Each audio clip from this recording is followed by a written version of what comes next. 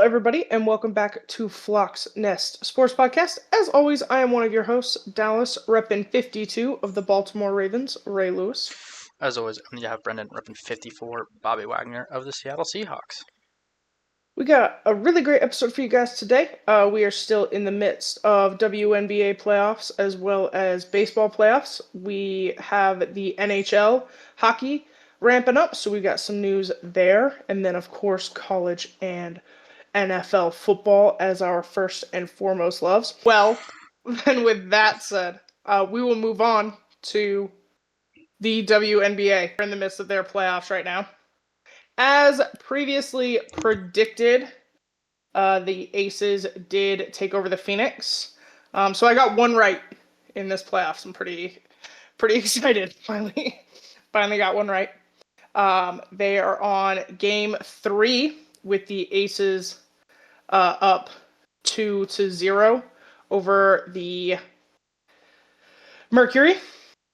It's been a pretty good game. There have still been pretty good games. There have still been questions and concerns in regards to refereeing in these games. And while I understand, and I do agree that changes need to be made to the WNBA and its refereeing, there's still a time and a place for this.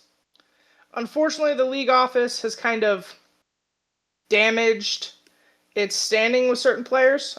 Their league meetings consist of owners, coaches, as well as players.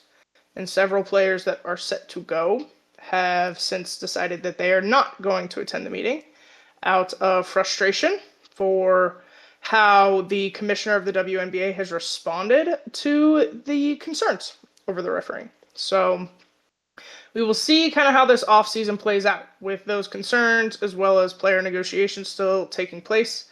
It's very contentious right now in the WNBA. I don't want to speculate or comment on some of the things that have come up. I want to wait and see how it plays out this offseason.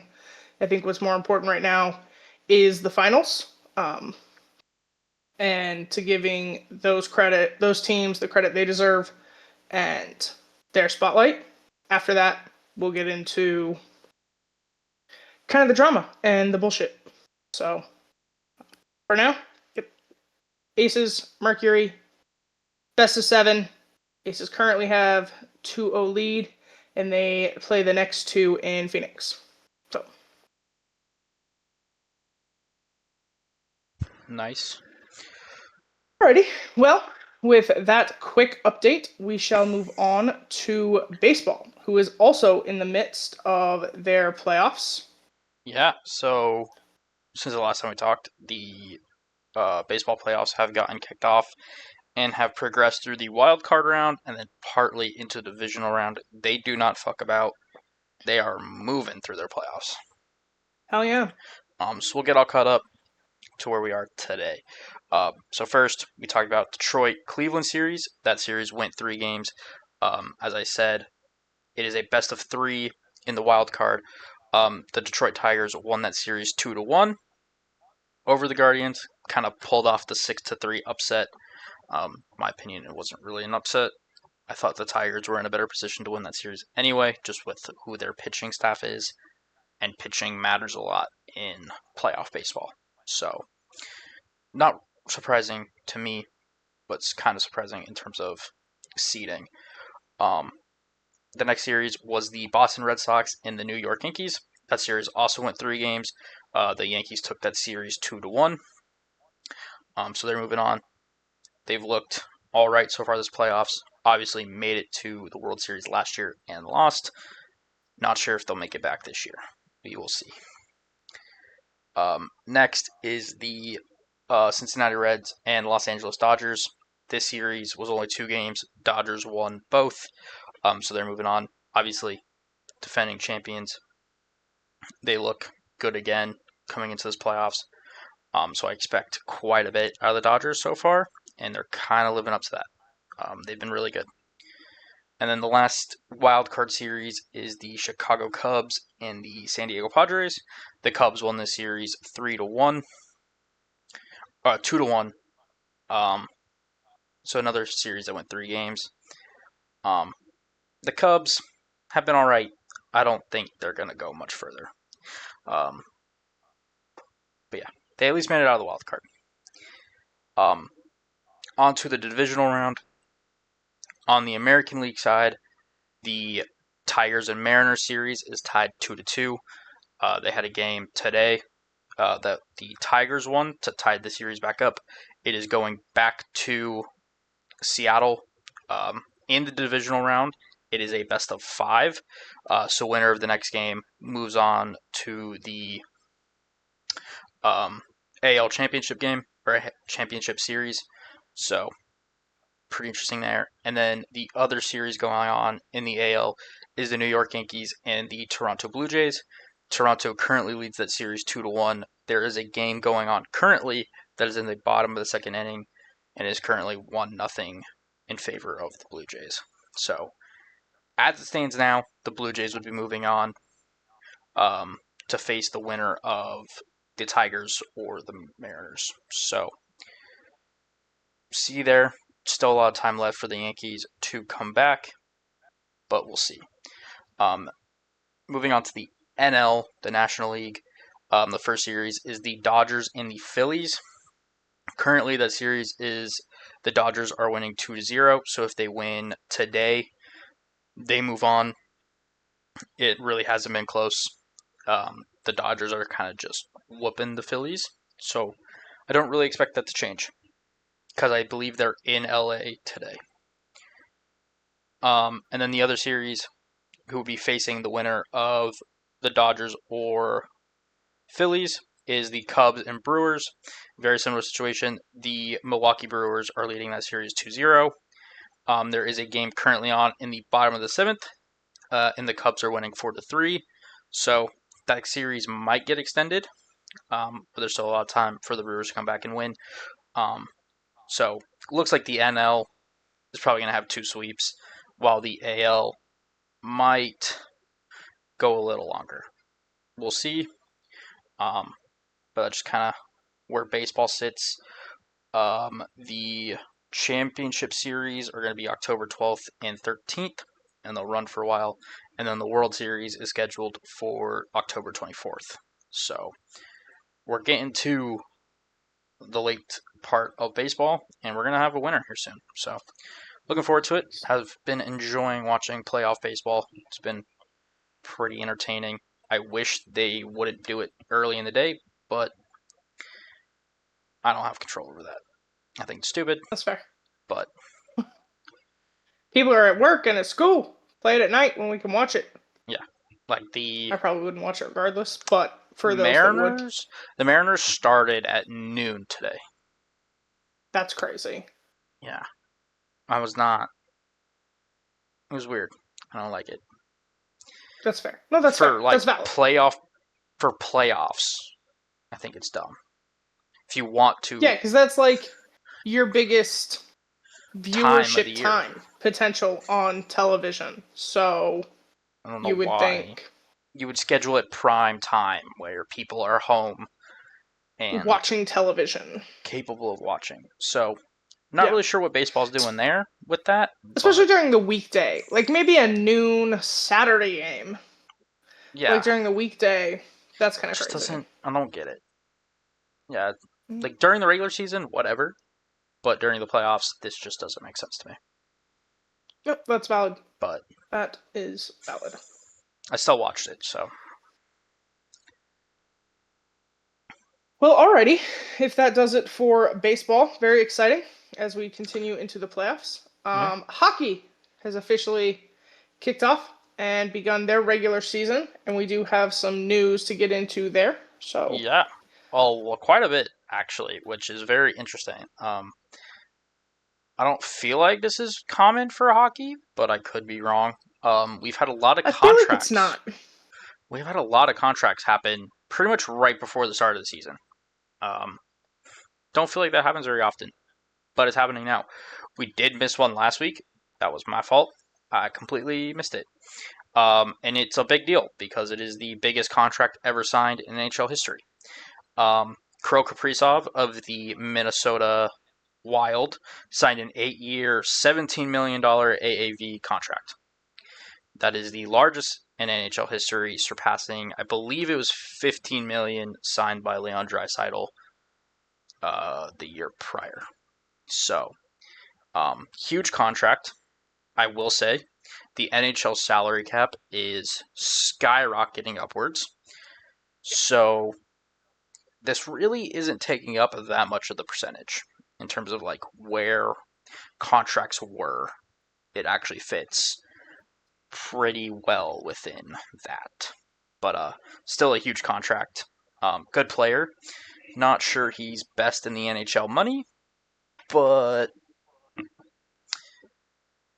that's kind of just how contracts work. I do think he's the best on that team. Best on that team. You know, But when we'll get to something here in a second. So when the best player in the NHL signs a new contract, Yeah. now granted, it is only a 2-year deal. Keep that in mind. 2 years at $12.5 million for Connor McDavid of the Edmonton Oilers. McDavid is the best player in the NHL.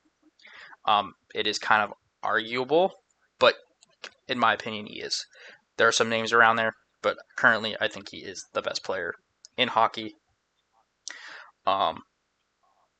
So to get him for 12.5 is pretty good for the Oilers.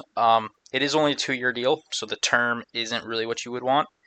If this was a 5-year deal, 6-year deal, it would be one of the best contracts in sports, period.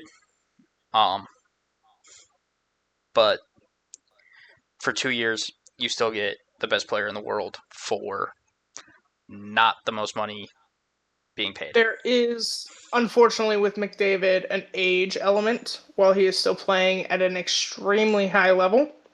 There just is an age element. And, I still think he could get 17. Oh, no, I don't disagree with you in the slightest. If he wanted, he could go to the Oilers and be like, give me 8 years at $17 million, and the Oilers would be stupid to not pay him 8 years, $17 million. He wants championship. And he really, like, more than anything. And I would think, honestly, and I'm not saying that every athlete wants one, right? The debate can be made for wide receivers. That's not the point, though. That's not what we're talking about right now. Every athlete wants a championship. I don't know that in hockey, someone wants it more than McDavid. Currently. And he's come so close so many times. And it does not surprise me that he would take less to try and get there. Yeah. And make sure that their roster is capable of getting there. Every athlete wants a championship. It's just whether they then do what it takes to get the championship. To get a championship. And I don't mean like putting in the effort. I mean like taking less money to be able to build a team around you. And that's what he is doing currently. Because I think if that man comes in second one more time, he's going to throw something. Especially if it's to the same team. That's too much. That's too much. I think, I'm going to be honest with you. We're so far from that, right?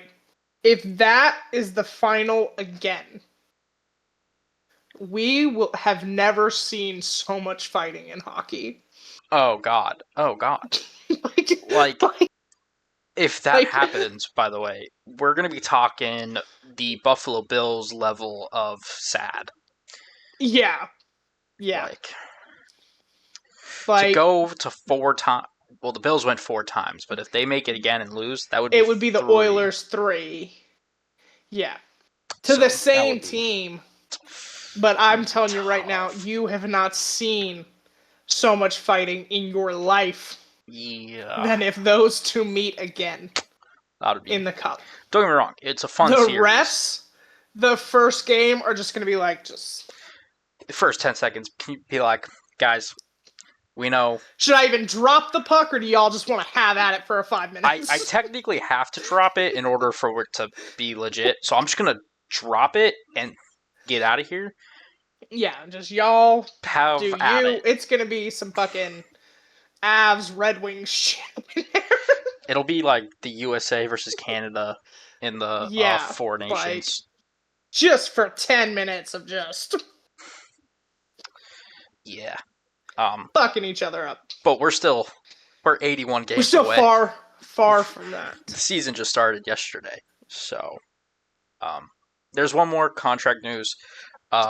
Jack Eichel of the Las Vegas Golden Knights signed an 8-year, $13.5 million contract. Another good player, probably deserves this money. Again, with how the cap situation in NHL is going, these deals are just going to continue to increase. It's very similar to what we're seeing in the NFL. It's just kind of how it's going. It's a good thing for hockey. It is.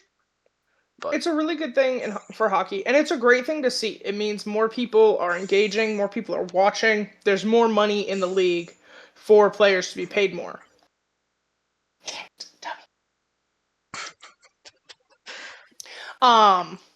So it's exciting. It's great for hockey. I know that Four Nations really did bring a lot of people more to the forefront of the sport, and so it's great to see.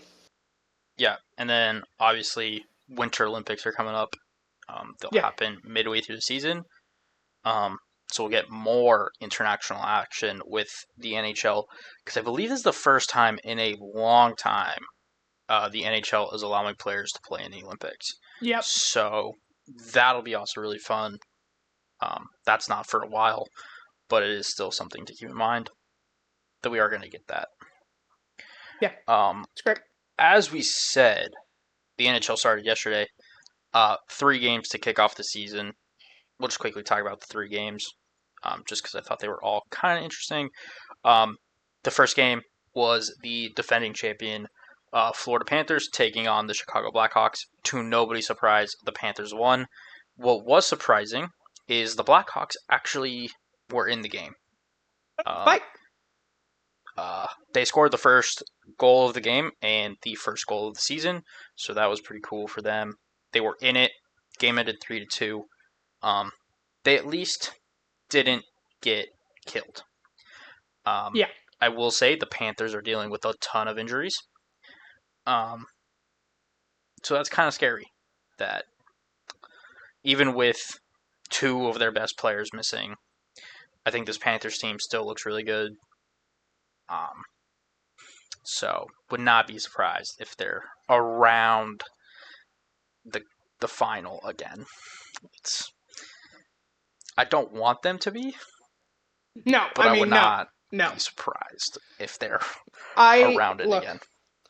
Either the Avs or I would accept the Oilers for McDavid. Yeah. I would. There's some other. There are teams that I'm like, all right, that's a fun story. There are teams, but really, my top 2 are the Avs and the Oilers. Currently, Come on, Canada. Canada needs one desperately. You need one. It's bad. It's bad. It's been a minute. They have not won one in my lifetime. So that tells you kind of what you need to know. The very beginning of my lifetime. Yeah. Yeah, very beginning of my lifetime. So, hopefully one of the Canadian teams can rectify that situation. But we won't be talking about any Canadian teams, though, because none of them played on the first day, which is interesting. The next game was the Pittsburgh Penguins going up against the New York Rangers. I kind of expected this to be very different. Penguins won 3-0. I kind of expect the Penguins to not be great this year. The Rangers, I'm iffy on, but after this performance, it's not going to be great. It's not looking good. It is day 1. The Rangers are usually in the mix somewhere. I did not expect that out of the Penguins, though. Yeah.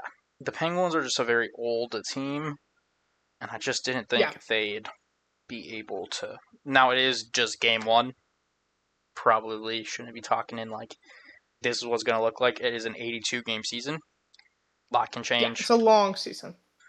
but definitely interesting. But it's a good showing. Not the way I thought that game would go. And then the last game, the game we really want to talk about is the Colorado Avalanche taking on the Los Angeles Kings. As most of you should know, me and Dallas are Avs fans. Love the Colorado Avalanche, huge Colorado Avalanche fans. So I watched this game in its entirety. I thought it was a great game. Yep. Avs kind of just kicked ass for most of it. Um, Looking great. Only thing I will say is if Marty Necas keeps playing this good, he's going to get a lot of money. Yeah. And the problem is he's going to get the money they didn't pay to Miko. And that's going to be the annoying part. Yeah. So, as fans, just be ready for when he gets the Mikko Rantanen contract. Because that's pretty much what it's going to be. If he keeps playing like this. 2 goals. Looked great. It was a great game. I think really my biggest takeaway for the Avs is this team with a year under their belt, in terms of like all the moves they made, looks pretty scary. They didn't have their top goalie. He was hurt. Blackwood is coming into the season with an injury. Wedgwood got the start, looked fantastic. And then I think another thing, Gabriel Landeskog did play this game and is expected to play in the regular season. He's definitely going to be somebody they load manage at times. Yeah. But he's starting the regular season. Healthy. It was great to see him play a regular season game. I know we really hyped it up and him up when he made his return last year. But to just see their captain out there with the team, we've talked on this podcast how important captains are in hockey and the value they place on that role. And to see him out there game one, it was a beautiful thing. It was emotional. I'm just really happy for him and for this team. I think that will be the thing with this Avs team this year is you get a full season of Landeskog with the team. Yeah. In that, even if he's only playing, let's just say he plays 60 games. I'm not really sure how the math's going to work out. They've talked about him not playing back-to-backs in certain things for load management, so I don't know how the math works out, but I'm just going to say 60 games. He misses like 22. Yeah. He's still around the team. Yeah. It's not previous years where he's not playing and around the team. He's actually around the team playing even when he takes nights off. And he'll travel with the team, which he didn't really do in the last couple of years. Like, he was present at home games and stuff, but he didn't travel that way, the way he does now. And it's just an energy boost. It's a leader in the locker room. It's a presence that you can always look to. And that's something this team thrives on. And yeah, it was great to see. I got emotional. I didn't really get emotional for this one just because we did see him in the playoffs. It was just because it didn't... I think for me it was because it held absolutely no significance whatsoever. That's fair. It was just, he was healthy, the team was out there, he was out there. It was great to see.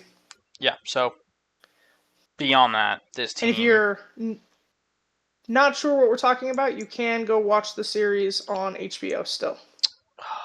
I don't remember what the series is called now. I don't either, and I brought it up. That's a problem.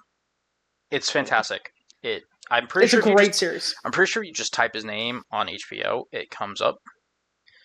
But it's fantastic. If you're a hockey fan, give it a watch. It's great. even if you're not a hockey fan. It's just a great story. He explains it better, but his injury was pretty significant. A clean sheet Clean sheet. on Yeah. HBO. Great Great series. show. Yeah. Definitely have tissues ready. That's all I'm going to say. Yeah. Some waterworks. It's very emotional. Some. It's very emotional. It's very. You might have a leak in the ceiling. It's okay. Fine. Yeah, it's normal. It's normal. But it's great. So it's great to see him out there. This team looks great. Hopefully they continue that. But I'm just happy hockey's back.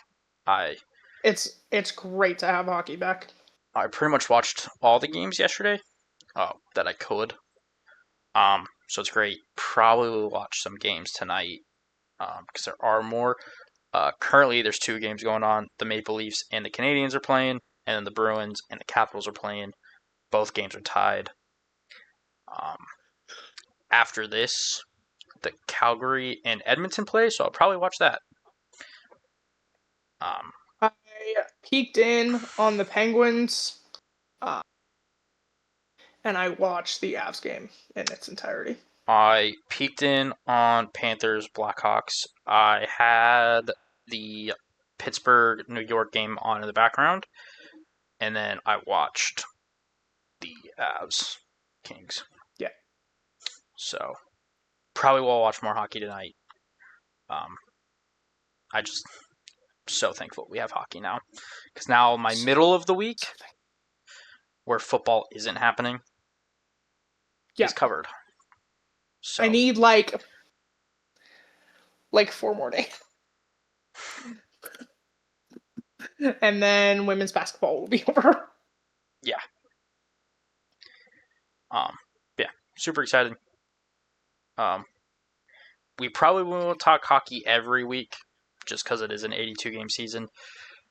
But as news happens, and maybe like once every 3 episodes, we'll talk hockey, something like that.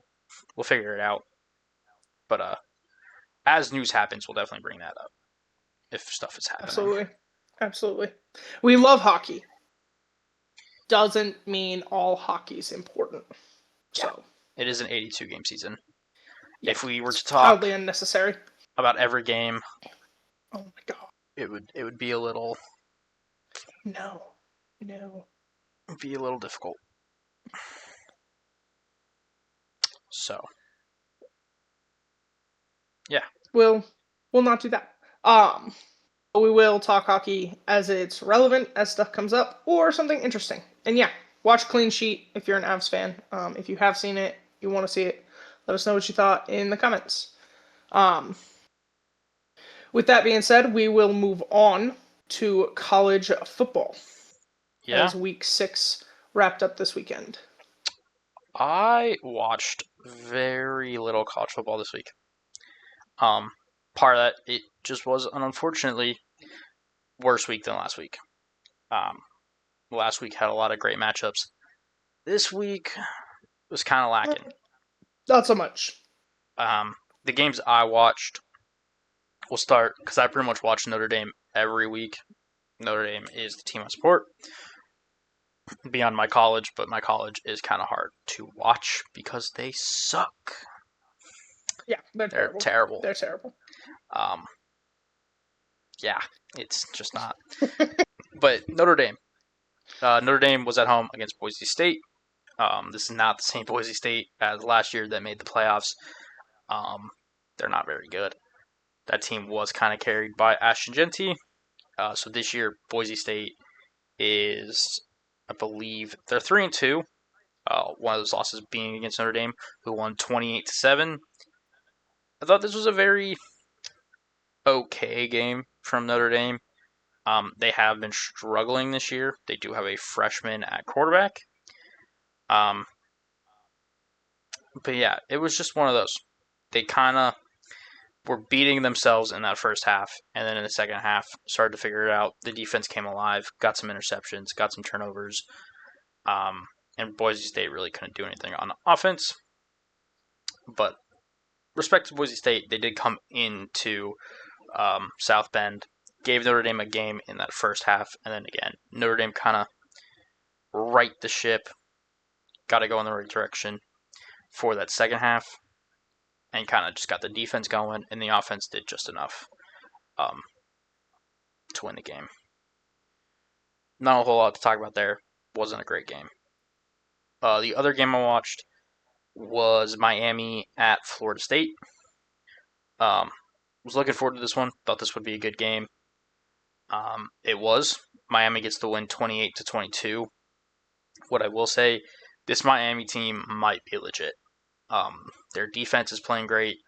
I think they have one of the best players in college football right now in Reuben Bain Jr., the pass rusher. So defensive lineman. Carson Beck was the Carson Beck we saw his first couple years in Georgia. He's been looking good. Their wide receivers have looked great. Miami looks legit. Really all I can say. On Florida State side, I think they've got some real head coaching issues, and I think they're just issues with this roster. I think Castellanos, their quarterback, looks all right at times, and then at other times makes some really bad mistakes. And then their pass game just isn't great. If he's not dealing, their pass game isn't good. Lots of turnovers, not great. Their run game looked decent, but when you're turning the ball over with fumbles, interceptions, it's kind of hard to win. And then the last game I watched was the Vanderbilt Alabama game. I expected this game to be better. Thought Vanderbilt looked really good coming into this game. Thought Alabama was not looking great for most of the season. I'm not really sure if they turned it around in this game. I still thought we saw some issues with Bama, but they definitely are looking better than where they were at the start of the season. They get the win 30-14. Truthfully, Vanderbilt's offense just couldn't do anything. It seemed like Alabama was doing a great job of taking away what Vanderbilt's strengths were, which is Diego Pavia, the Vanderbilt's quarterback, ability to run the ball, and their star tight end Eli Stowers was really a non-factor in this game for most of it.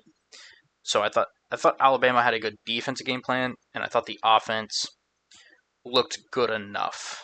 Ty Simpson had a good game, but I'm still questioning some of what this offense is in terms of play calling. When you put up 30 points, it looks good. There are just still moments of play calling I question.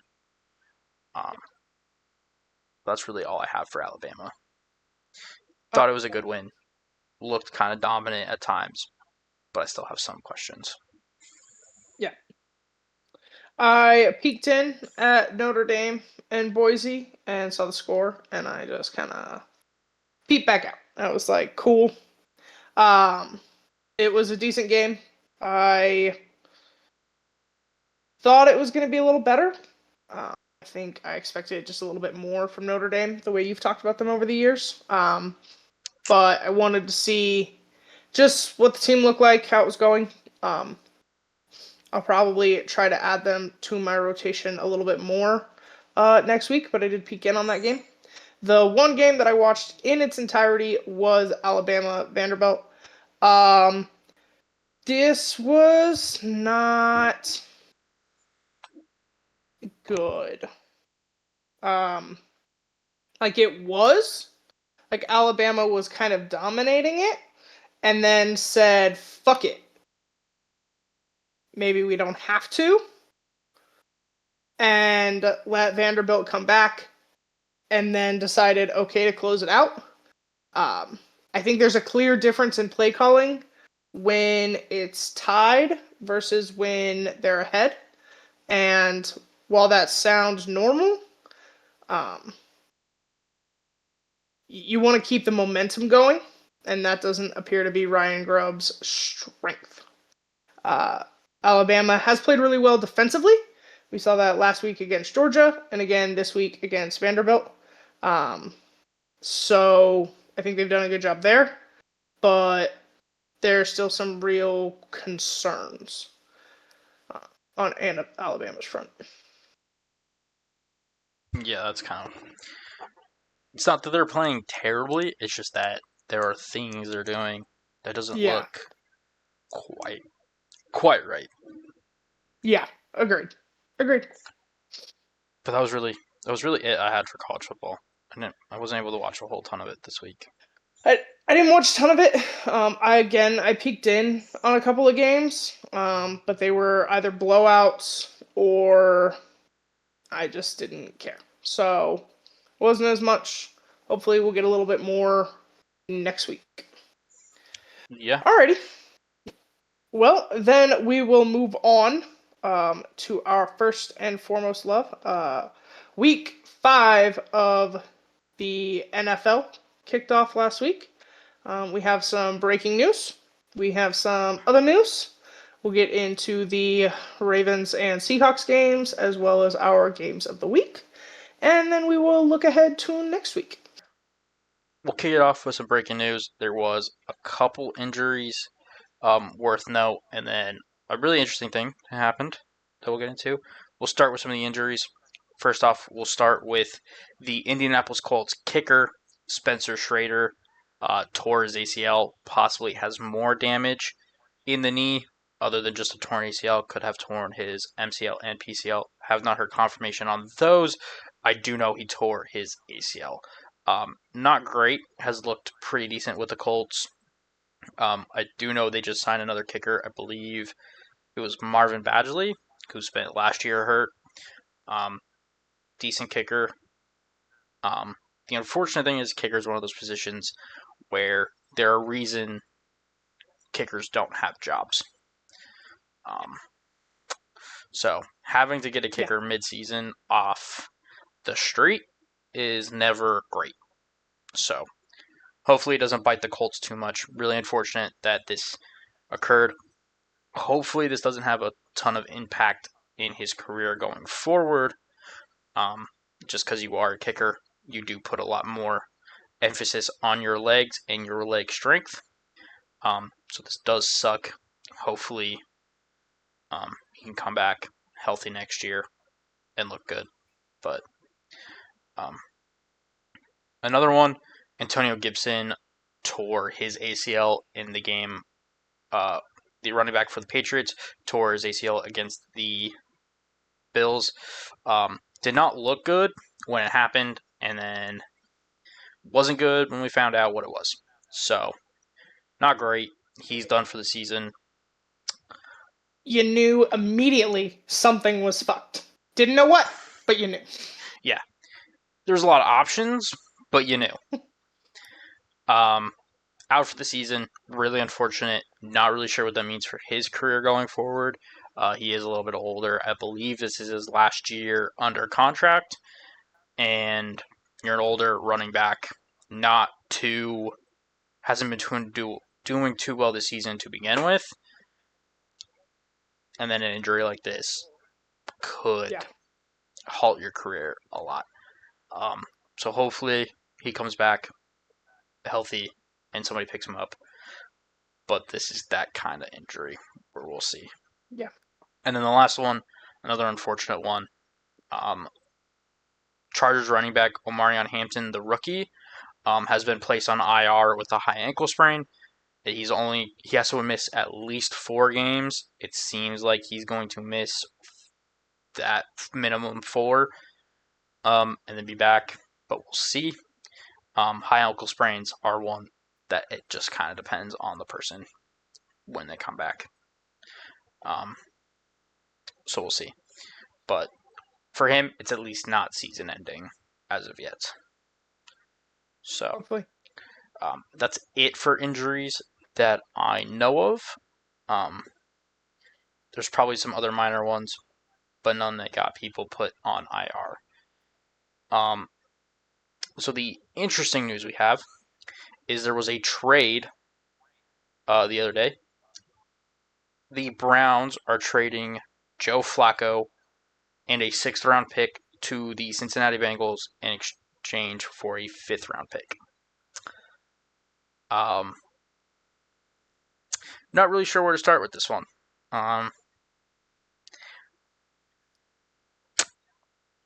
The Bengals needed another quarterback.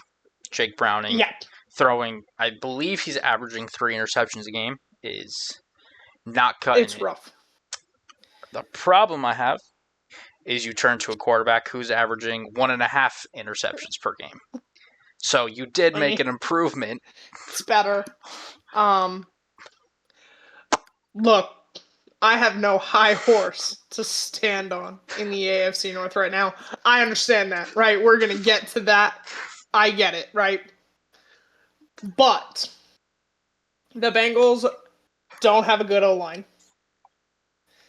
You've now got the second oldest quarterback in the NFL, the least mobile quarterback in the NFL, and the interception ratio is still a problem. So while I do think the Bengals needed to do something, not sure this is the move. 2, how desperate were all of y'all to make an interdivision trade in the middle of the season? Like, that's outrageous. If you don't know football, right? They don't trade to each other on a random Tuesday in July because they don't want to help each other. For them to trade mid-season and it to be the most important position in football. Important position is crazy. No, don't get wrong. It's Joe Flacco being traded. Yeah, like... I think the most underrated story is the fact that he's now going to be playing... He's now played and is going to start for 3 teams in the AFC North. Yeah. All he needs to do is go sign with the Steelers next year. I don't know if he would. I really don't know if he would. That's just different. Like, it's different. But he could complete. This is crazy. I don't think any quarterback has ever played for all 4 teams in a division. So it would be kind of funny to see. It's just crazy. Yeah. I don't know. It's definitely whose benefit this is for. Honestly, that's kind of the part that's confusing me. After Shador's little mime act, as weird as it sounds, I think it benefits the Browns more than it benefits I was surprised the Bengals. That we were willing to name him the backup. I think that's fair. And we didn't want a veteran in the room with them, at all. Because most rookies, right? We talked about the Caleb Williams film situation. Most rookies learn everything they learn by watching or leaning on a veteran. Yeah. There are 2 rookies in that room, one of which has an extreme maturity issue. So, to get rid of, arguably, right, the second most veteran quarterback in the NFL, not arguably, it's just fact, seems a little nuts. Especially to a rival, whether y'all are competing right now for what, I don't know, but a division rival nonetheless. Like, you've hindered yourself in that room, regardless. Yeah, I don't know. I don't think it benefits either of them. And I'm struggling to say it benefits the Browns more. Because you're right. He is a veteran. I mean, I guess you have Deshaun Watson still in that room. That's who you want your young players learning from? That's who you want them spending time with? I think the one thing I'll say is Flacco is not long for much longer for the NFL. No. So if you were like, all right, he's immature. and by he I mean Shador Sanders, is immature, kind of stupid when it comes to doing interviews. And if we just give him the backup spot, maybe Maybe he'll chill. it'll just be like a calm down, bro. Here's the thing, right? You can Google that answer. You can YouTube it. You can YouTube the answer to that question. It comes up often, right? I don't think that.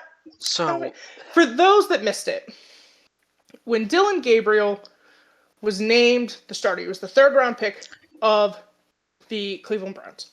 When he was given the starting job after they benched Flacco, they asked Shador how he felt about that. Now, the typical answer, right? The regurgitated quarterback speak is I focus on what I can control. And I focus on making myself better every week and being prepared every week. So I will continue to learn. Iron sharpens iron. You throw that in there somewhere. End of quote. I'll be ready if needed. Yeah. Shador chose to do a mime act where his mouth moved, but he literally spoke no words. It's ridiculous. I don't know what's going on with quarterbacks at the podium this year, but it's crazy. And it's unprofessional. He is that guy's teammate. It's weird. It's rude. It's immature, and it's not helping you. I think it was interesting what he did in response to. That was what's weird to me. Is he did this because I believe a week prior, Rex Ryan just hauled off on him on national television live on whatever talk show Rex Ryan does. I don't know which one it is. Who cares? It's fucking Rex Ryan, for God's sakes. But that's the interesting thing. I'm not saying that Shador was justified. I'm just saying it was interesting that this was your thought process to that. He called you out for saying something in an interview, and that's the one I don't know. I don't know what he said in said interview that caused Rex Ryan to lose it, because that's pretty much what happened. You should watch the clip of him losing it, which is not justified, but because I don't think anybody should be losing it like that over a rookie, but it's just my opinion. Like, he's a young man. He's still figuring things out. He's a rookie that hasn't even gotten the chance to play. So, damn. But that was your thought process on how to respond to that, to him, was by doing it again? Fair, right? Maybe it's not fair. But being quarterback means you have to stand above the noise. And you have to stand above the bullshit. And he calls you out. And until you can back it up, shut up. And being called out for an interview to then process, to then reaffirm his opinion. I'm not sure who you think that helps. It doesn't help you. It doesn't help that locker room. It doesn't help the Browns. It was a weird one from him, but maybe now that he has the backup role, he just kind of chills out. And we shall see. Doesn't do anything stupid in the media for a while. Just stay out of the media. I don't know who keeps letting him talk to the media, but I would end that. Yeah. It's just a me take, but I would end that. Mm-hmm. You are in control of that. I know that, so many players have to talk to the team and the reporters and things like that, but you can decide who. You don't have to. The backup quarterback doesn't have to talk to anybody. That's not. Yeah. The only ones that can't decide are the coaches, actually. Yeah. They have to talk to the media. Yeah. It's a contractual obligation. The the backup quarterback does not have to. Really fast, since we're on this interesting addition, Joe Flacco has been named the starting QB for the Bengals for Week 6. I'm not that surprised by that. I'm not, and yet I am. Because, like, bro, he probably just got there. And yet, I can't say that he... Like... Is that how bad Jake Browning is, I guess? Is that how little... I mean, to be fair. Okay. What's the plan? If you see Chase or Higgins throw the ball... Like, he can't know the playbook. Like, I know at his age you don't need a ton of time. But... You still don't know the playbook. So... the vernacular's different. And you know what? I will admit, it would not be a bad game plan for this Bengals to be like, you see our two hell of expensive wide receivers, just launch the ball to them. The ball. Just launch it. They'll go catch it. Yeah, Jamar Chase will go up and get it. That's fine. It's just get it in that area. Preferably where the defense can't. So that's okay. Sure. I mean, it can't get worse. It's not like they were. What's interesting is what this tells me is they're confident Burrow will be back sooner than expected. We'll be back this season. They're hoping to win some games in his absence. Yeah. That's what this tells me. To be in contention. Yeah. That's fair. Is if he wasn't supposed to come back, it wouldn't matter. They probably would just stick with Jake Browning and be like, well, we're going to get a top 5 pick, but we get a top 5 pick. Our quarterback comes back, and we still trade have the top 5 pick. An expensive offense. You don't even have to trade the top 5 pick. You could go pick an offensive lineman, a defensive lineman. That's fair. Well, you could do something with it, but you could trade it. That would be an option. Well, that's not their strong suit. But yeah, you have a top 5 pick for an already decent team. You have a good quarterback, good wide receivers. You have an edge rusher. Yeah. For now. You won't after next year, but that's fine. So, if that was a thought process, that's what this tells me, though, is that they're confident he's coming back, and they want to try to at least be in a position that when he comes back, they can make a run to the playoffs. They're not completely fucked. Which, I still don't think that's going to work, but no, it's a thought, I guess. Because we've never seen Burrow operate smoothly in his offense when he hasn't had time. When he hasn't had preseason, when he hasn't had the offseason, that never goes well. So now he's sat with an injury for weeks. And we're expecting him to come back and hopefully make a run. I doubt goes well, but I suppose I respect the decision. He did win. He did win the 2 games that he played in. But to be fair, one of them they should have lost. The Browns missed 2 kicks. And the other one, I don't actually remember, but he left halfway through it. And they somehow won. So, not really sure what to make of that. But, we'll see. Involves him coming back. Alrighty. Well, if that does it for breaking news, we will move on to our games. Yeah. And as always, we will talk about the Baltimore Ravens first. I didn't think it could get worse. So, there's actually an interesting thing on it. So let's get into it, right? Ravens played the Texans at home. They lost 44-10. That is the worst game in the Lamar era. Now, to be fair, he didn't play. Last week, there were some commentary on Lamar's playing so far this season. And while I get it, right, hasn't been great. I think this week, the media got to maybe pull their heads up out of their ass. Is this week we saw what that O-line really looks like. Because without Lamar back there, they might as well have not been there. I'm going to be perfectly honest with you. Cooper Rush was hung out to dry on multiple occasions. His pass catchers are in La La Land, I think. Mark Andrews bobbled a pass that was then picked off. Bateman didn't even know the ball was coming.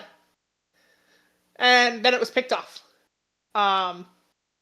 So for all of the commentary that I think we had unfairly on Lamar 2 weeks ago, I think we kind of got, if you were confused, you got some clarification to what's actually wrong with this team. And not having your MVP elite quarterback just makes it so much worse. Just so much fucking worse. The Ravens right now statistically are the most injured team in the NFL. I am not saying that injury is an excuse. You should be able to play in spite of that. But they are heavily injured on both sides of the ball. Going into the game, inactives: Kyle Hamilton, Ronnie Stanley, Lamar Jackson, Patrick Ricard, Roquan Smith, Marlon Humphrey, Chidobe Awuzie. That's a lot. That's a lot of people. And they all sit on the defensive side of the ball, except for Ronnie Stanley, Picard, and obviously Lamar. With all of that, a lot of the special teams players were brought to be starters on the defense, which meant all three phases struggled. Offensively, the O-line might as well not been there. Pass catchers had their heads in their clouds. Defensively, it's been bad.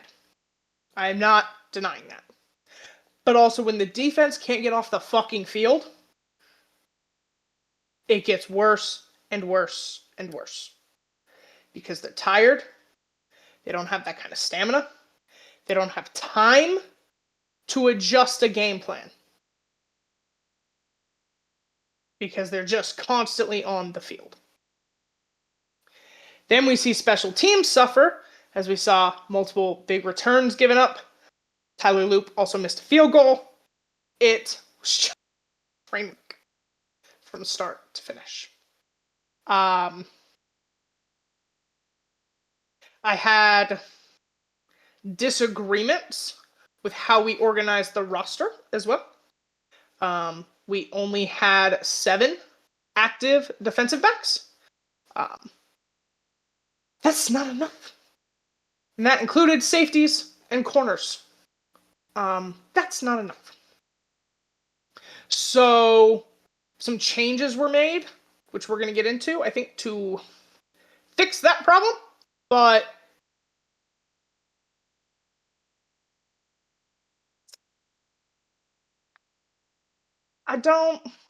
it's hard to comment on the game. You know what I mean?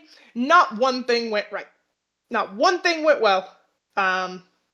Every decision and unit affected another negatively. I will not do a preview video this week. I'm going to wait until after the bye week. See if some things change. Because as of right now, if it stays like this, I would expect the Rams game to go somewhat similarly. Into this week, because that's really, I think, what's relevant. Some things have been said. Some changes have been made. No, right now, John Harbaugh is not considering firing Zach Orr. He does not think that's the problem. He does not think that would help. I do not think firing his defensive coordinator a year and a half into his tenure would help. I know Chuck Pagano has been a massive voice for this defense. He continues to be so. They also made some roster moves. Where'd it go? The Baltimore Ravens are trading edge Odafe Oweh and a Rams 7th pick in 2027, which they had, to the Chargers. In the Ravens get safety Alohi Gilman and a 2026 5th-round pick. I said going into this season, I thought Odafe Oweh was the odd man out. I did not expect him to make the roster. And then with injuries to Ardarius, he kind of lucked out. They need more help in the secondary, and Oweh has not produced much in terms of pass rushing for his entire career, let alone this year. So I'm happy with this move. I hope it helps. Second thing they did was signed C.J. Gardner-Johnson to the practice squad. I don't expect him to stay on the practice squad. He is a great player. He has a temperament issue. Usually, when defensive players go to the Ravens, temperament and ego and things like that go out the window. Given the state of that defense right now, I'm not so sure that that's going to happen. So we'll see, but he's talented. He still plays at a high level. I'm hoping this proves fruitful.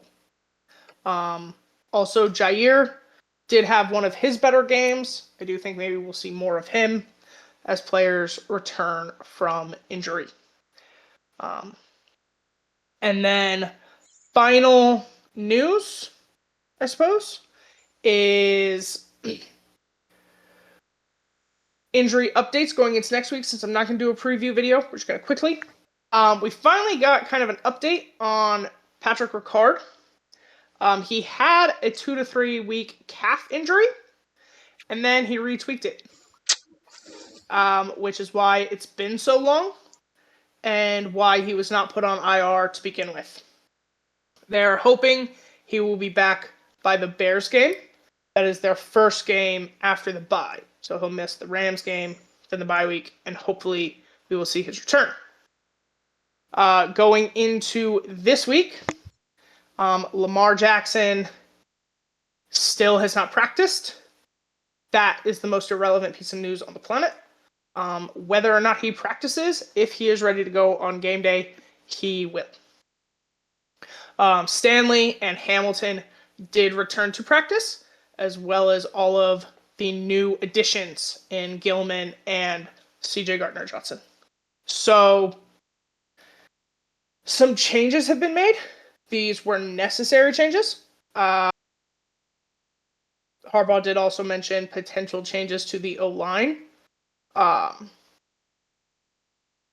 This has been a train wreck.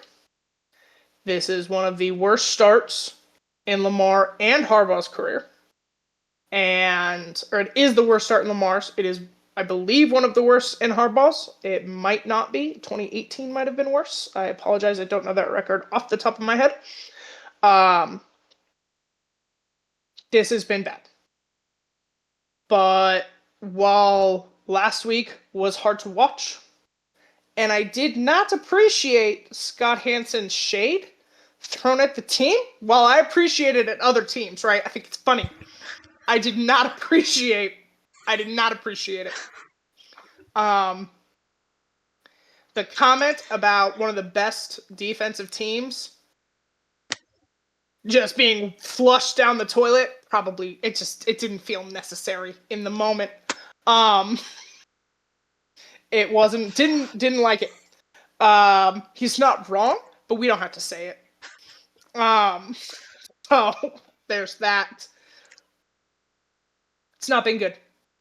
I don't feel compelled to get into the stats of this game. I don't find any of them helpful or productive. This is not what this team is meant to look like. They are heavily injured.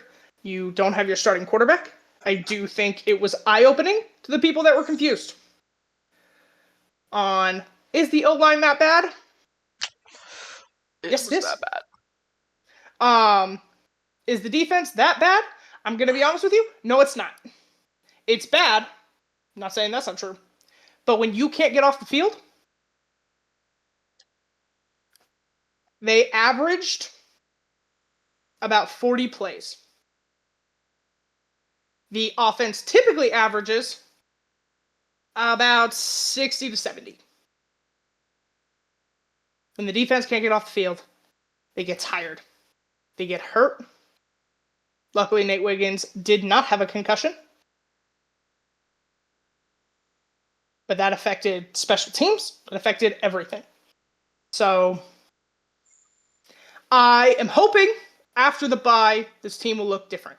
I don't have much hope for the Rams game. I've just kind of chalked that up to a loss, to be honest. I wouldn't. So if after the bye we can be healthy, we can maybe retool the O-line a little bit, maybe get some new people in the secondary, get some of those people back to special teams, maybe there's a chance. But right now, we are third in the division, and the Steelers hate me. So. Yeah. And the Bengals have 2 wins. So we're just here. The only thing we have going for us is we beat the Browns. That's it. Beat the Browns. And to the comments on the final video, I will blame a butterfly on the other side of the world for sneezing. And when I find that butterfly, I'm going to whoop its ass. Okay. I understand that every opinion I had in the offseason is coming back to smack me vigorously. But it's that butterfly's fault. Nope. So maybe your comments was the butterfly. Maybe you jinxed the season. I don't think so. It's a bad game. It's not great. I don't know where they go from here. They're making moves, right? They're not an idle organization. They see flaws. They see holes. Making moves. I agree with not firing Zach Orr. I do not think that would be appropriate. I also am not convinced that that's deserving. We saw what he was able to build last year. We saw what he can do. I think there is a real roster problem right now. Yeah. That was not great. Having the majority of your team not playing is tough. Yeah. And it's key starters being replaced not even by depth, but by people that play important roles in other aspects of the game. And they weren't prepared for that. And that's not a comment on them or what they can and will be. But they're not prepared for that, and they're not ready for that. And it showed. And I think it's very clear that this offense has not had anybody truly running it in a very long time. Because they were out of sync, out of sorts, and did not seem to know what in the hell was going on. The first drive that was scripted went well. It's bad. After that, it's bad. Yeah, it was not great. No. So, with that being said, again, I know it's been a rough couple of weeks. I do apologize for that. Life's just been lifing. I am not even going to attempt to do a preview video next week. I am going to wait till the post-bye week against the Bears. I will do my best to get one out. I do apologize for that. It's just been hard. And with a team like this, I'm not entirely sure that there's a point. I probably would not have predicted this. I did predict a loss. Yeah. Fair enough. Well, we will move on to Seahawks. Yeah. It's a good game. It was for nobody that would care about these two teams. It was a great game. As a Seahawk fan, this sucked. Great game. Not gonna say anything wrong with it. Great game. Seahawks lose 35-38. Shootout. I think I think the Buccaneers are going to be that team. When Geno was around, the Seahawks, it was the Lions that, for whatever reason, when we played the Lions, it was always a shootout. I think the Buccaneers are going to take over that while we have Baker Mayfield, or while we have Sam Darnold and they have Baker Mayfield. Um, but let's get into it. It was a great game. It came down to a couple plays. Um, I felt the Seahawks were making mistakes and the Buccaneers weren't. It's pretty much the easiest way to describe this. Seahawks made 3 mistakes. Buccaneers really didn't make any. Um, and that's kind of what the difference was. Is the Seahawks had a Jalen Milroe fumble, a Myers missed field goal, and an interception on the final or on our last offensive possession that gave the ball back to Tampa Bay pretty much within field goal range when they got it. So those 3 moments I thought really decided the game. So just not great there. Offensively, not really sure where I want to start. I don't know if I want to start with defense or offense because the defense was just disappointing. The offense was good. We'll start with the offense. We'll start with the good. It was a great game. Darnold was pretty much perfect for most of it. Did have that interception late. It bounced off the defensive lineman's helmet into Levante David's hands. Not really Darnold's fault. I think he was just trying to throw it in the ground in front of the receiver that was coming across the screen. And it just happened to hit the lineman and get intercepted. So not great. But he did throw 4 touchdown passes, 2 to A.J. Bonner, 1 to JSN, and 1 to Torrey Horton. The 1 to Torrey Horton was an incredible play. 4th down to take the lead. Evades 2 sacks with a dude in his face, throws the ball perfectly. Hits Torrey Horton, walk-in touchdown. That was great. Charbonnet added 1 on the ground. That was awesome. I thought the rushing attack looked significantly better this game. I just thought the offense was clicking on all cylinders this week. So that's great. Love that. Love to watch that. Because coming into the season, I thought this offense was going to take time to gel, get going. And based on what I've seen to start the season, this looks like a possible top 15, top 10 offense if it's all clicking right. Because I think we showed it here. They can be that. So it was a great game there from the offense. Now, defensively, which is supposed to be the calling card of the Seahawks, was terrible. Was just awful. Part of that was there was a bunch of injuries. Devon Witherspoon didn't play. Julian Love didn't play, and DeMarcus Lawrence didn't play. They started the game injured. So that was stuff you could plan for. You can't plan for Derek Hall leaving on the first drive with an oblique injury, and then in the first half, Tariq Woolen going down with a concussion. I think that's really where we saw the defense was Hall and Woolen leaving the game. We saw this defense completely crumble to the ground. It seems like they were in it with those guys on the field, and then they left, and it was just a shit show. That's pretty much where we're at. Is currently, with how injured our defense is, much like the Ravens, it's kind of hard to do anything on defense when you have a 3rd and 4th string corner out there, a 2nd string safety who's also supposed to play special teams, 2 of your top pass rushers or edge players are out of the game. It's just difficult. Just defensively wasn't great. Nehemiah Pritchett looked terrible. He's a backup corner. I would expect him to not be on the roster in terms of 53 at the end of the week. He was just awful. I expect Shaq Griffin to get called up in his place to replace him because I thought in Griffin's limited he's played so far this season, he hasn't looked terrible. And Pritchett was just not ready. Obviously, draft pick McDonald's first year. Didn't really play much last year as a rookie. This year has not looked good in this opportunity he got, so I don't expect that to go well. With the injuries to the defensive line, I expect Jared Ivey to be active on game day. He was not active this week. Connor O'Toole was, and Connor O'Toole didn't play a single snap.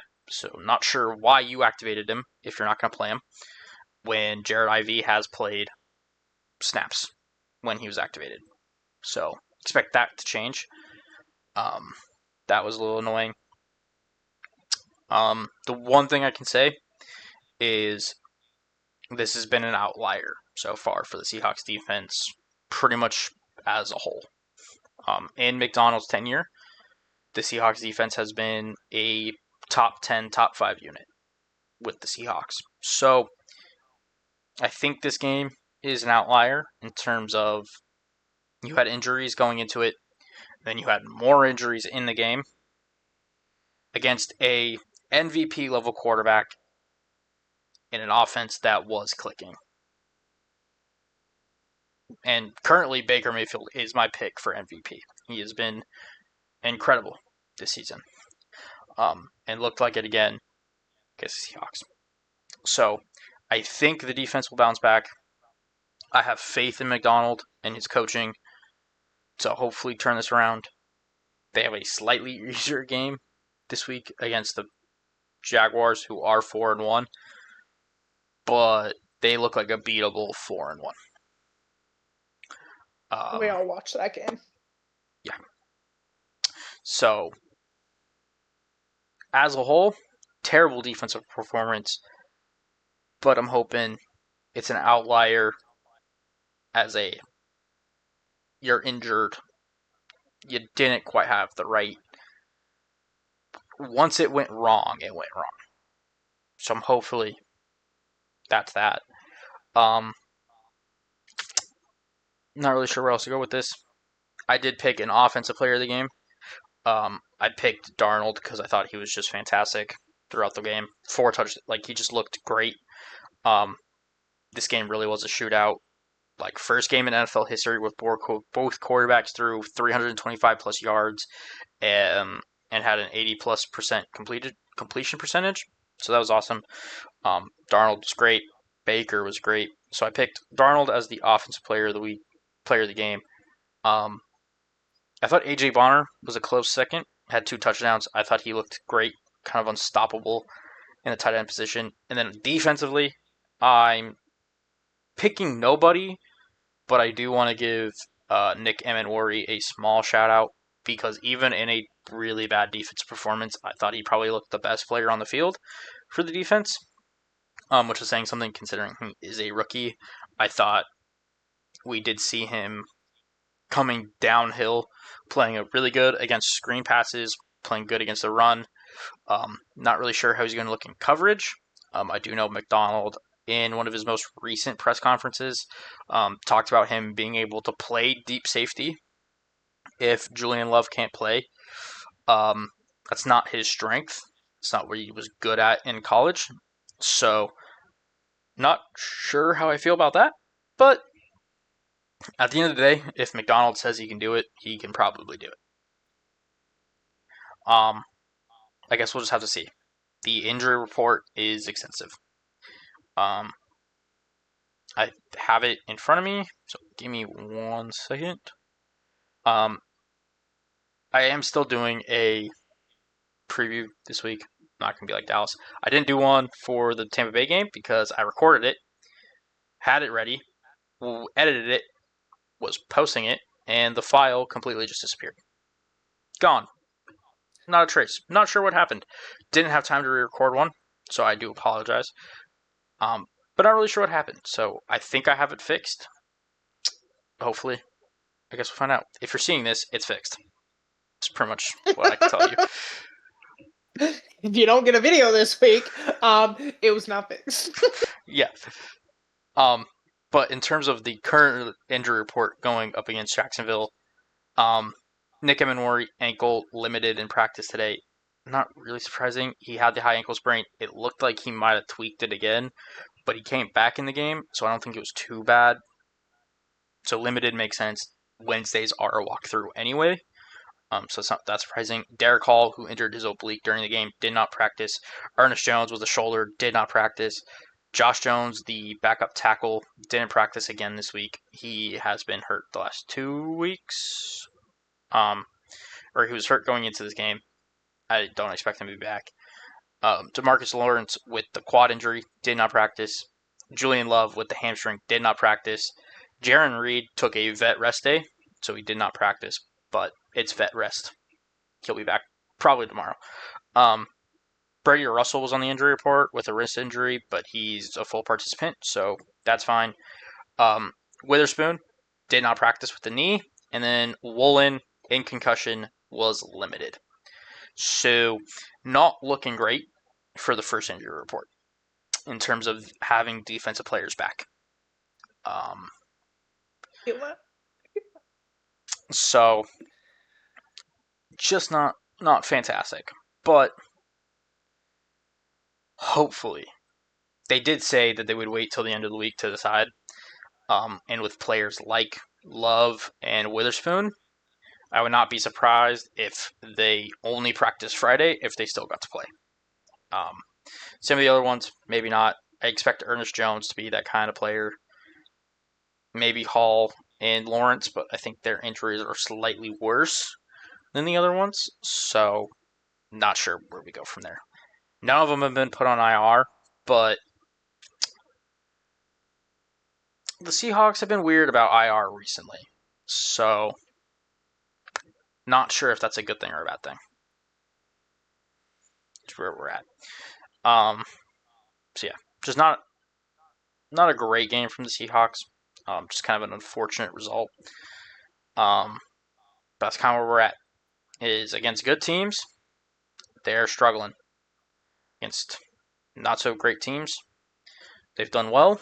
So hopefully we can turn around. Again, we do have what I would say a easier opponent in Jacksonville, who are 4-1. So the record dictates that they're a great team. But eye test isn't there. So we'll see. I'm expecting them to bounce back, though. That's where we're at. That's fine. I guess we'll see. I thought it was a good game. Definitely a shootout. Definitely some concerns defensively. Right now, though, the Bengals. Nope. The Buccaneers just are that team. Yeah. Where the ball bounces their way. The shootouts, you rarely go undefeated in one-score games the way they are. Sometimes it's just kind of what happens sometimes. I think they've earned it. I think they deserve it. I agree. He is currently my pick for MVP. But that's just kind of how the football gods have it going right now. And it was a great game. I think just to watch football, but I can understand concerns and hesitations with the defense, especially with the injuries. So hopefully they get back healthy. But yeah. I think the other thing is, even if not being able to plan for somebody not being available for the game is easier than having them just go out of the game. Go down. Yeah. Especially early.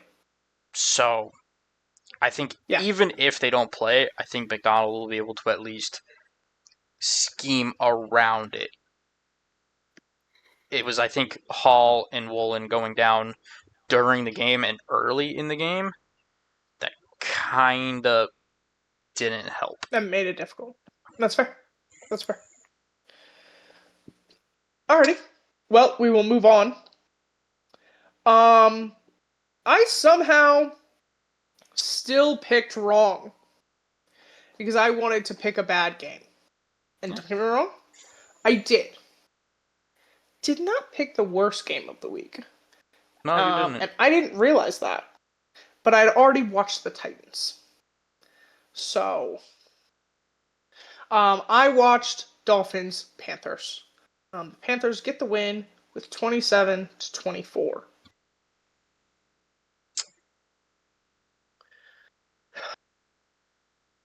There's really not much to say. I'm going to be honest with you. It was a bad game. It was a bad game. I genuinely do not mean any disrespect. Right. But it kind of felt like watching JV football. Like, it's the same football and it's the same rules. But when you're watching it, your brain kind of goes into the dysphoria of like, is this the same sport? Yeah, it was. Like I understand, right? Ravens not playing well, but they have a standard. And just when you watch the rest of the league right now, it just doesn't look right. Like it just doesn't look like football. I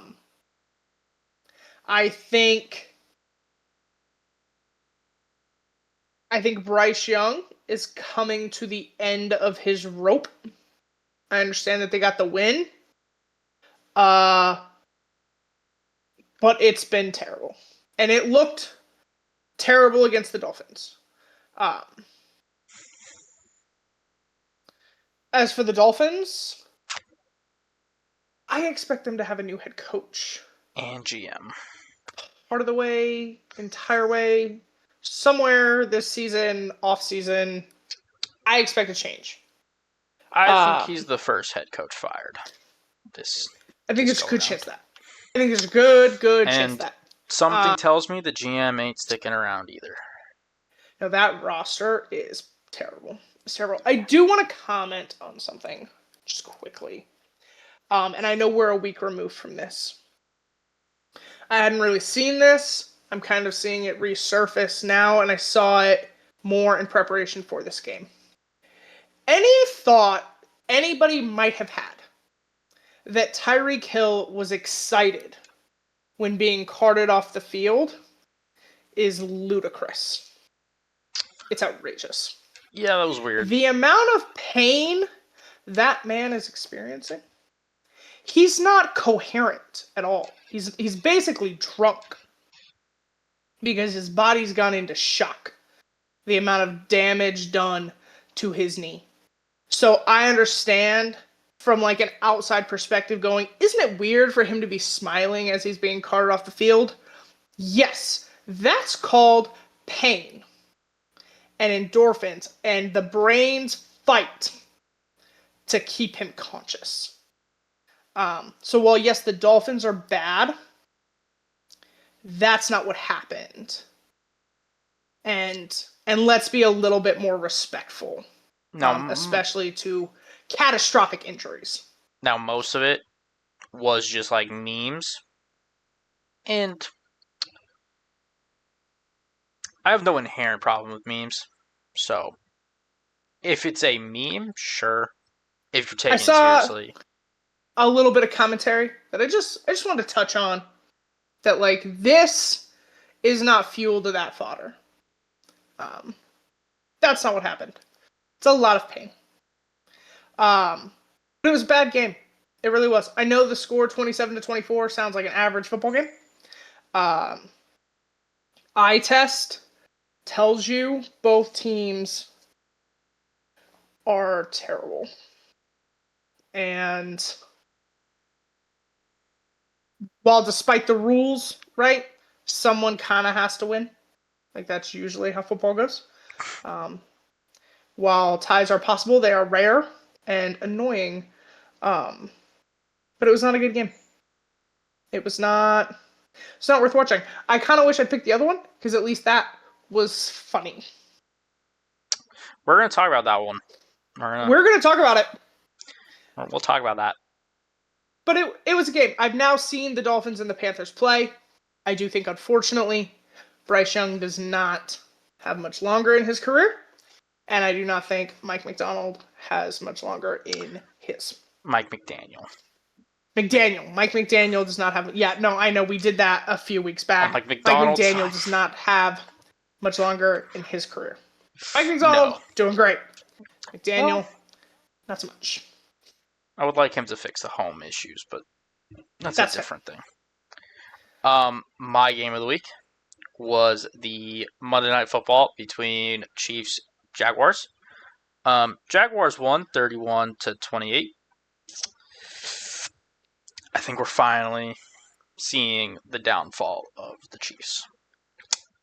Because even when the refs were on their side, because I watched it as they committed a couple penalties that weren't called. Yeah. I saw that.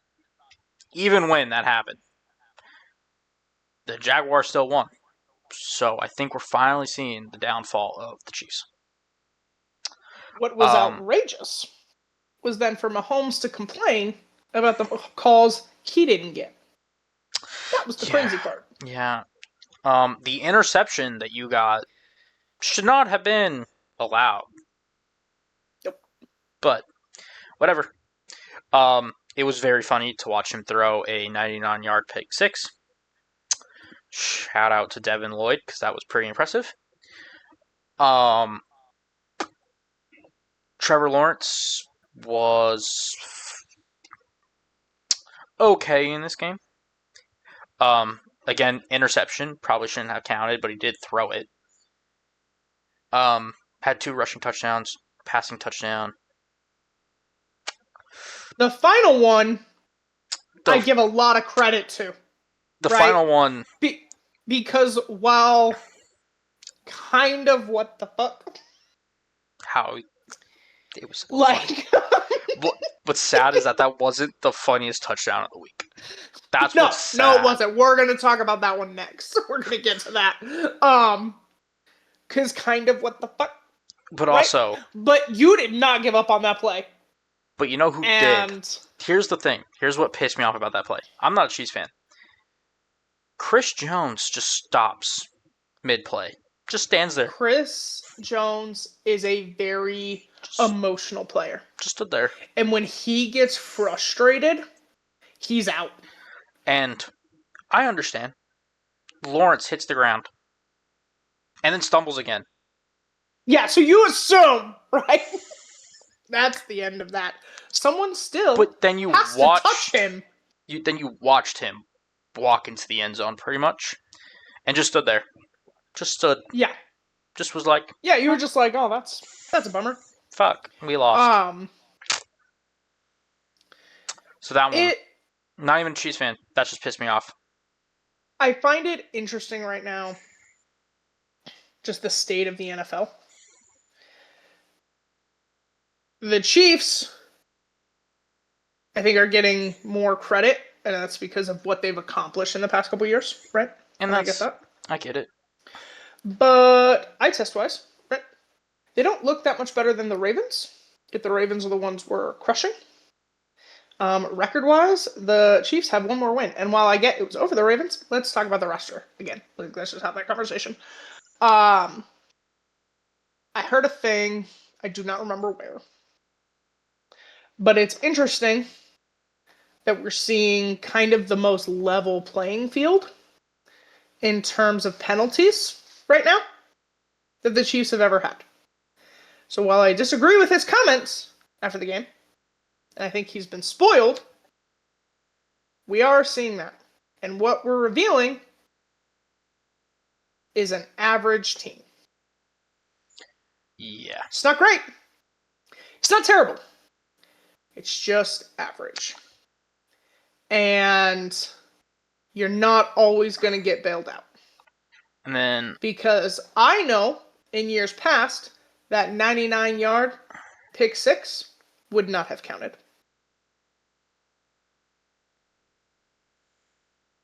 Probably. So... But...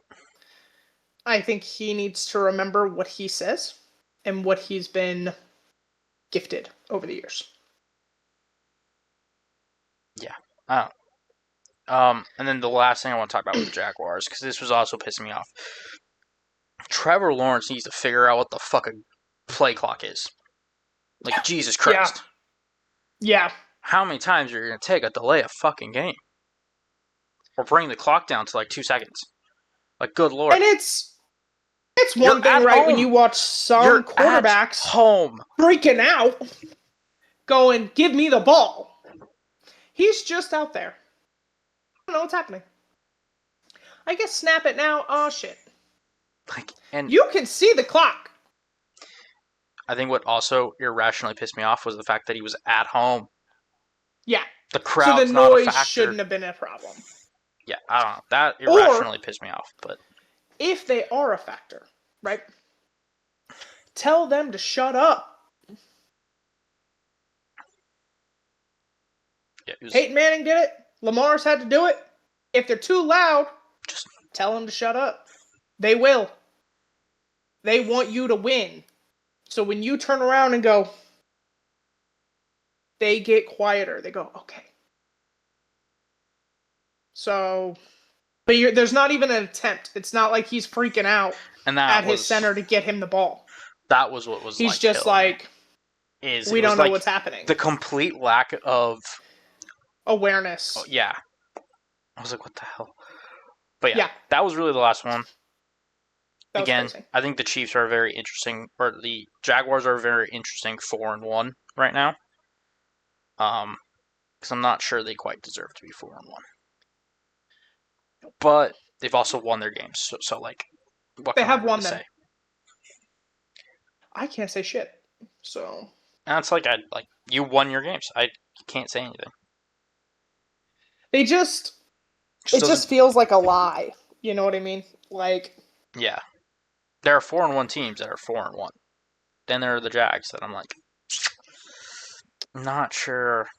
3-2. Their defense is really good. I will give them that. The defense and takeaways. Defense has played well. They get a lot of defense takeaways. Has played really well. So that'll be interesting. Get to watch them again next week or this week. See what happens. Alrighty.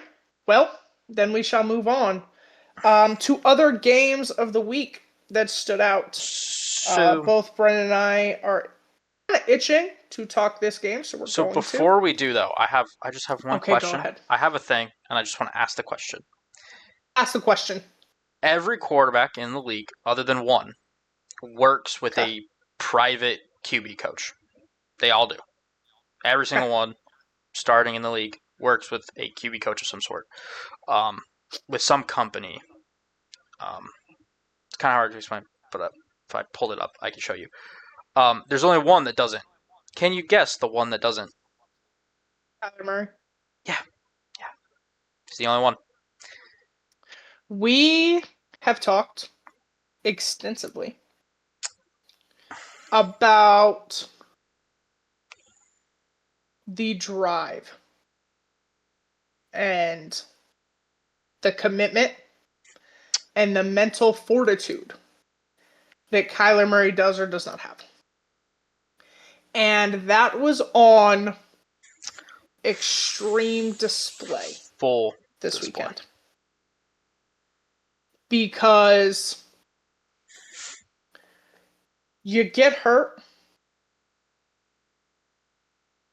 Whatever. I've made comments on his injuries in the past. I'm not going to now. You got hurt. Be a presence on your sideline. You are still the franchise quarterback. And you came back in the game. Lamar does not sit on his sideline and do nothing. Joe Burrow doesn't sit on the sideline and do nothing. Be present with your team. Be present in your franchise. And act and look like you give a shit. Just 10% of a shit would be great. Yeah. No, it would help. I think this is his final year with the Cardinals. And there are maybe 3 teams, I think, willing to give that a shot. Not sure why you would. Because we Because saw you those get teams hurt. don't know how to draft and develop a quarterback. We saw he did get hurt. He came back in the game. We'll talk about how Tennessee won this game real quick, because it is kind of just comical, the series of events it took. I think the first insane event in the series was, again, showing Kyler's lack of drive, because his center snaps the ball off his face, which comic was pretty funny. It was funny. And then it was funny. We were talking about Chris Jones just standing there. He looked like he was trying to channel Cam Newton in that moment, and just sat there. Didn't attempt to get the ball. Just like leaned forward and went, not gonna get it. Whatever. So Tennessee gets the ball back. They go down the field and score. All right. Cardinals are still well in the lead at this point. Tennessee sucked for most of the game. Next one. The Cardinals get it back after the touchdown for Tennessee. And Amari DiMercado has a huge run. Looked great. And I don't know why in the world we keep doing this, but he drops the ball before getting in the end zone. Goes through the back of the end zone for a touchback. So takes points off the board for the Cardinals. And the Titans go down the field, score another touchdown. At this point, they are now down by 3. Or no, they'd go down the field, and they score a touchdown by throwing an interception. The player that caught the interception then falls on his face, fumbling the ball. A Cardinal player then kicks the ball into the end zone, and Tyler Lockett gets the ball in the end zone for a touchdown. And as a Seahawk fan, it is comical to watch Tyler Lockett still score touchdowns against the Cardinals and still kind of just shit on the Cardinals.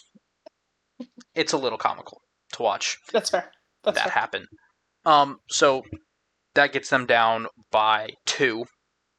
And then the Cardinals go back out there and proceed to do fucking nothing with the football. Give it back to the Titans. And on 4th down, the Cardinals seem to think it's a good idea to play one-on-one coverage against Calvin Ridley and let him beat you. And it's Calvin Ridley. He hasn't been good all year. And you let him beat you. And here's my thing, right, with that. Because I took note of this while watching it. Is Calvin Ridley is a good wide receiver. The Titans are not a good team. Yeah. You have a rookie quarterback. You have He's figuring it out. I think, at head coach. You have questions everywhere. Let's just be You got a lot going honest. on. He went to the Titans for money. Let's just, so we're clear, that's what happened. And that's fine. But he is a good wide receiver. And at this point, your rookie quarterback is building confidence. It's kind of the first game he's done that. And you left probably the person he has the largest connection with out there alone in open field. That is a great wide receiver. And I don't know how you thought that was going to go. But that's what I expected when I saw the coverage. And I know the moment he saw man on 4th down, which is insane, by the way, that's what was happening. So I'm confused. Like this was, it was the funniest game of football I've seen in a long time. It was the funniest by far. I'm glad that Cam Ward finally got a game to build some confidence and to get the win. I don't know if the Titans won or if the Cardinals lost. a lot of chain of events implies the Cardinals lost. But you do have to give credit to the Titans for taking advantage of their opportunities and not giving up on certain plays because they could have. Yeah. But the Cardinals were like, here. we don't want it. Cardinals are a joke. Yeah. I find it funny that every year, but, I'm a Seahawk fan. I don't give a shit. No, that's, yeah. I just find it funny every year that they are the dark horse in the Seahawks division. And every year, they look like this. And every year, the media is still like, you know what? They're going to be different. They're not with Kyler Murray at quarterback. They're not. That's all I'm going to say. And then, yeah, finding out that he's the only one that doesn't have an independent quarterback coach. It doesn't. It doesn't surprise me. It doesn't surprise me, but it's also... He does not care. He doesn't care. And he's never cared. And that's been made clear from day one. How you give somebody that doesn't care an extension, I have no idea. But he's coming to the end. Yeah. It's... Because I've never seen... I've only, I think, in my lifetime, seen one other quarterback that cared so little. Or cared less. And that was Johnny Manziel. Yeah. He at least didn't get an extension. Yeah. And I don't know that Murray is arguably better. Murray had that 1 year where he actually kind of cared. And that was it. Because he did have that, I think he was MVP that season, or he was in the MVP running. I can't remember. I think he was in the conversation, and they won a playoff game that year. And that was it. But yeah. He's the only one that doesn't have a private QB coach. And I do find it interesting, like, who shares quarterback coaches. It is just, like, a funny thing to me. But yeah. The only one that doesn't have it. Not surprised. Any other games that was actually the only one this week? That was the only one I really wanted to talk about this week. Alrighty. It just wasn't a great week, I felt like, in terms of... It was a weird week. Interest for me. The Bills lost to the Patriots, which was interesting. I think we are seeing Drake May come into his own. He was making some big-time plays in that game. I think we're finally seeing his confidence. I think there are still roster holes on the Patriots side, but we're seeing improvement. Defensively, I think this is kind of what I expected from the Patriots with the changes they made and who they have at head coach. So that was positive. The Commanders-Chargers game, that was really the weird one for me. I just feel like the universe hates the Chargers. I'm gonna be honest with you. Yeah, that seems about right. I'm just not sure quite what happened there. Didn't expect that. But it was a pretty meh week at football. I'm going to be honest. You had 2 joke games, right? 3. I'm sorry. You had 3 joke games because the Giants also played the Saints. Yeah. And every other game was either ill-matched or weird. Broncos, Eagles. I don't really know what happened there. I thought the Broncos were going to have a good defense. I did not expect that to show up against that team.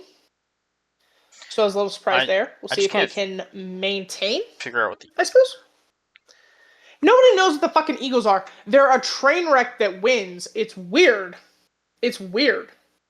Yeah, and again, I just didn't care about any games this week. I will say, no one's going undefeated now.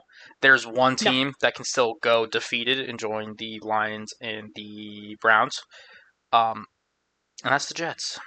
The Jets are 0-5. So, feels bad for Jets fans. Yep. Feel bad.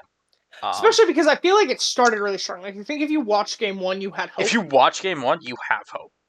And then you're like, oh my god. Offensively, we did really well. We got some things to figure out defensively.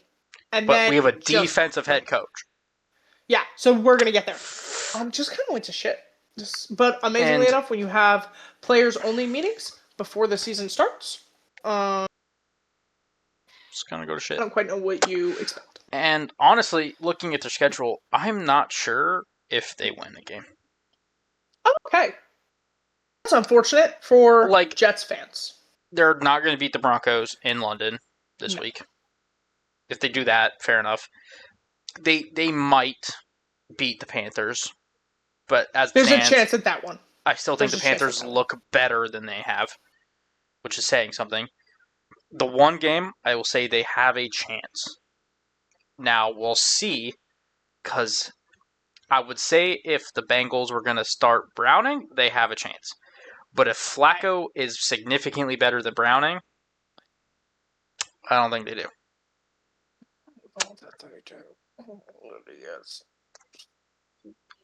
Then it's the Browns, which I don't think they score against that defense. So then the Browns just have to put up a point. Then it's the Patriots. They don't beat them. They don't beat the Ravens when they play the Ravens in November, because at that point the Ravens should be healthy. Hopefully. I'm going to be honest with you. Knock on wood. If they don't, I'm going to throw myself out a window. That's the Falcons. I think the Falcons beat them. Then, you know what? They might be able to beat the Dolphins. Because at that point, the Dolphins might have fired a head coach. There's a good chance of that. There's a good chance of that. That could be the one. But that's weak. That's rough. Yeah. That's rough. Unfortunate. It's unfortunate. I really tried. To give Fields the potential benefit of the doubt. And I was right. I thought after week one. Yeah. Don't get me wrong, right? Okay. I fall into the trap too of maybe this has the potential to be something. And then, week one was definitely a lie. And then quickly, week one it became the outlier. A liar. Unfortunately, it was only an outlier for the Jets because the Steelers are... I still don't feel like the Steelers are that good. Here's the interesting thing. So, little side, interesting note. The Ravens are still betting odds to win the division. That's insane. Yeah. If you try to place a bet right now on who's going to win the AFC North, it's still the Ravens. Shit. I would probably go bet. I kind of want to go bet on the Steelers now after hearing that. Which is crazy, because the Steelers are 4-1. And the Ravens are 1-4. The Steelers are 3-1 because they had That's right. They had a bye week this week. So, yeah, betting-wise, the Ravens are still favored, which is insane to me, because they're third in their division, rather convincingly. That's crazy. That's all right. That's crazy. And what's even worse, right? What's even worse is the lead in the division is the only team that's had a bye week. So they've played one less game than every other team, and they're still winning the division by a lot. Yeah. No, it's a problem. So yeah, just a fun betting thing. Is Vegas still thinks the Ravens are going to pull it out. Though Vegas has more hope than I do. You know what? Fair enough to Vegas. Fair enough. But somebody has hope. Now that just makes me want to go bet on the Steelers. Because right? The value, probably there right now. I think they were second I mean, that's Wait a still second. the value's still there. No, it's absolutely still there. Absolutely still there. I don't ever bet against the Ravens, but I get it. No, like I probably won't. Also, don't listen to our betting advice. No, We know we're not absolutely fuck experts in all. that. We're not. No. No. I'm just pointing out an interesting factoid. And I'm pointing out that the value would make sense. Logically. So, Alright. alrighty. Well, let's look ahead to next week, week 6 of the NFL. Starting with the Ravens play the Rams Sunday at 10 a.m. Pacific time. It's 1 p.m. Eastern. Seahawks play the Jaguars in Jacksonville. That game is also 10 o'clock Pacific, 1 o'clock Eastern. The Seahawks don't tend to have troubles traveling to those games. They historically are pretty good at it. And under McDonald, they're 9-1 on the road. So, in theory, if history wants to repeat itself, they should win this game. But I'll talk more about that in my preview because, man, oh man, if injuries are a thing, I don't think Trevor Lawrence can dice us up like Mayfield can, but Fair. that offense needs to show up. That's where I'll leave that. That's fair. For my game of the week, there are not many good options. There are not. Especially when I've watched most of those teams. So I'm gonna do the Monday night game, Bears Commanders. It's the game I wanted. Yeah, it's because yeah. Yeah.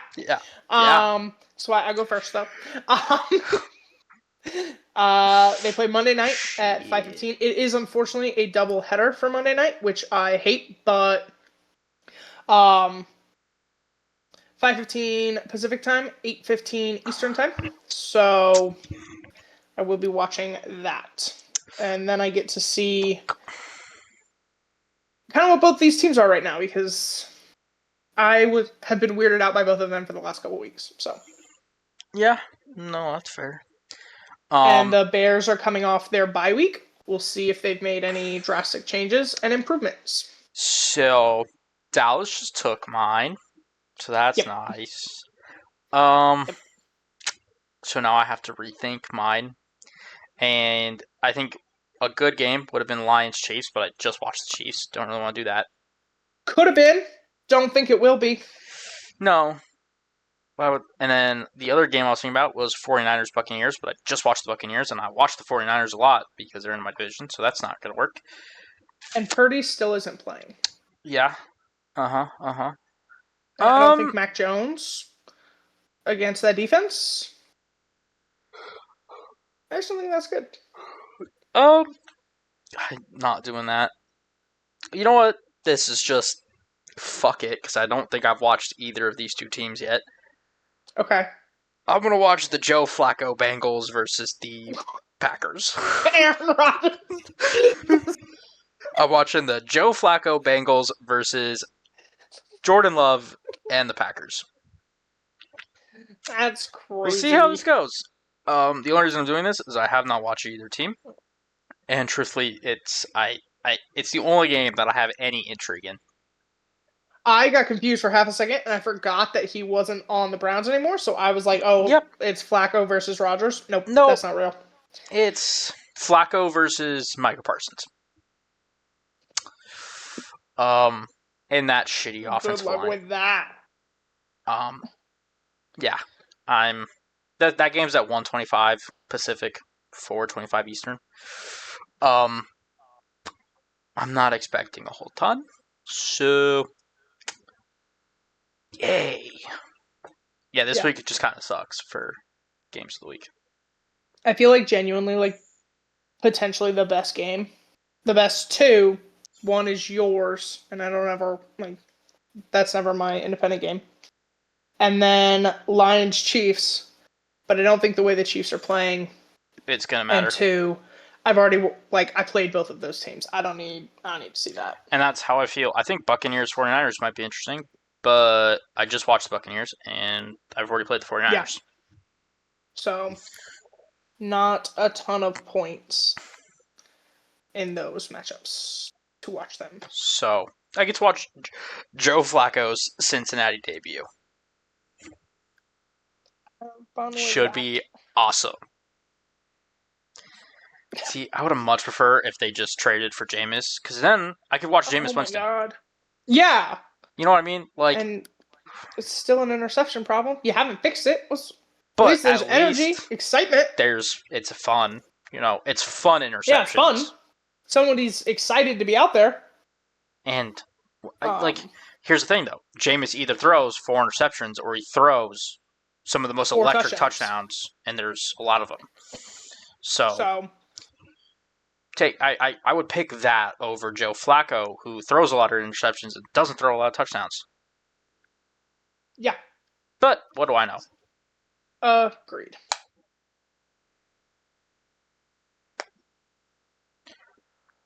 Well, alrighty.